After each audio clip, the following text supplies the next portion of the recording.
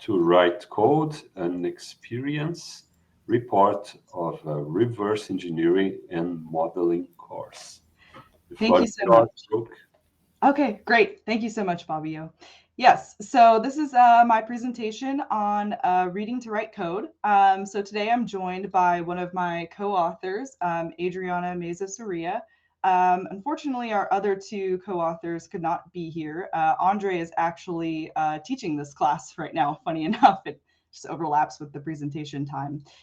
So this is our presentation on this course. It's an experience report of a reverse engineering and modeling course that we teach at UC Irvine.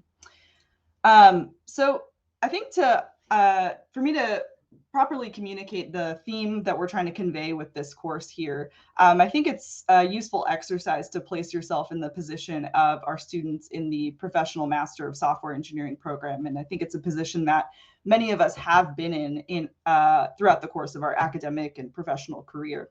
Our students in the Professional Master of Software Engineering program, they come to us with, they have to have experience in at least 2 programming languages. They all take the same courses. So at this point, they're in quarter 3 of the program. And of course, their goal is to eventually work as a professional software engineer.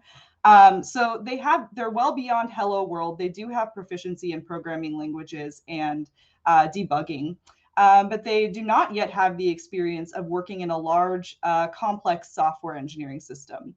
So the central question with this course, with our Reading to Write Code course, is how can we bridge this skill gap that exists? How can we take someone who is proficient in programming in a small context and be able to make them into effective contributors in this large software engineering context? So this is a quote from one of our guest speakers. So in our course, we do try to have guest speakers for most of our lectures. And I think that this really aptly kind of conveys the theme that we're going with here. And so this is from Eric Deshovy, and he says, one thing that was counterintuitive is that in my first real software engineering job, I spent about 80 to 90% of my coding time reading and 10% writing.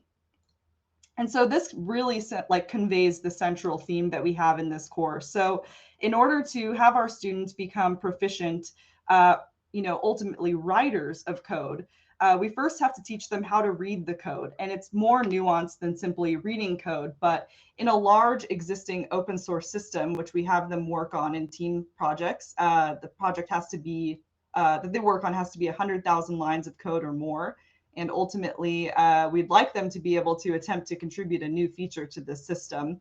How can they integrate themselves into this system? So here's some of the key course design highlights for some different methodologies of how we try to teach students how to read the context of this project. So some of the central themes that we have include code comprehension, mental models, social context, which is one particular area that I contributed to a lot in the course design.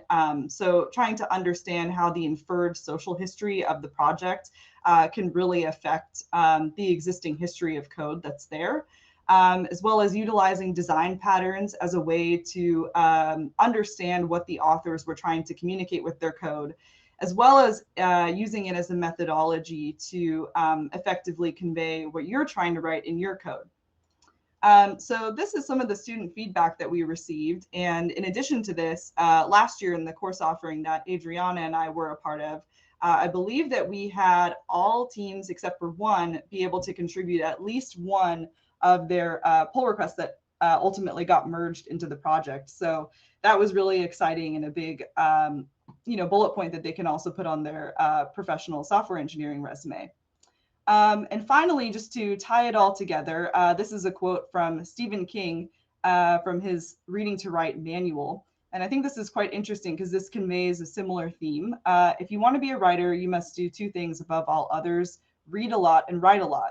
There's no way around these 2 things that I'm aware of, no shortcut. And I think this is very interesting that not just in software engineering, but in other disciplines as well, the ability to understand quality work is a key component of being able to become a quality producer yourself. So anyways, all of the course materials are available upon request, so feel free to reach out to us. All of our emails are included in the paper information. So thank you so much. Thank you, Brooke. Thanks a lot, Adriana. Congratulations to work to improve the course. Was there any negative experience reported by the students when working with open source Right. projects? Yeah, so I can just elaborate a little bit on one of the answers that I gave. So it's one of the challenges of working with, we let students pick their open source system. Of course, there's restrictions, and of course, we still have to approve. There's the 100,000 lines of code that I talked about in the presentation. We also have to vet it to make sure that it's still being actively maintained, because there are a lot of existing large systems that just sometimes get kind of unofficially archived or not worked on anymore. So we do as much vetting as we can, but there's still sometimes issues. And one example of that from last year that we encountered, there was a team in which the maintainer, even though it was a massive open source system, met all those requirements. This one maintainer was like hyper proactive in working on it, which was like great for the project, but it wasn't great for the students, because in order for them to contribute, you obviously you need an issue that's open for at least, a week or so that they can start working on it. And this maintainer was just like closing out issues really, really quickly. So that was actually the only group of students last quarter, I believe, and Adriana can correct me if I'm wrong, but I believe that was the only group that didn't actually get to have any of their contributions merged into the project, just because they had to end up working on old issues that had already been solved, because all the other ones, just anything that was left open wasn't left open for very long. So it just, it kind of depends. There can also be issues too where the project might not actually be as active as we had initially anticipated, but that was the biggest issue I can remember from last year. I don't know, Adriana, if you want to jump in with anything else as well. I think I also, the voracious maintainer was definitely the most remarkable. But I also remember like the variety of the needs in the projects. For instance, we wanted them to submit test cases, to correct bugs, and also to, if possible, no, actually we asked them to create a new feature, I recall. So some projects didn't have, or they didn't were in need of all these things. They needed for sure more testing, and they have some bugs, but I think some students have difficulties with finding new features to work on. But this can be handled through simulation, they can work locally on the projects, and if there's no a request for a new feature, they can create their own new feature. And the only disadvantage is that they will not contribute, right? Because the project doesn't really need that. But I think that was pretty much all. Super interesting. Yeah, thank you so much, Laura, for the question. Yeah, thank you. I have one question for you, because I'm super enthusiastic to use models, and congrats for your on work. The next presenter, maybe. Adriana, I think, are you not able to hear Fabio? Adriana?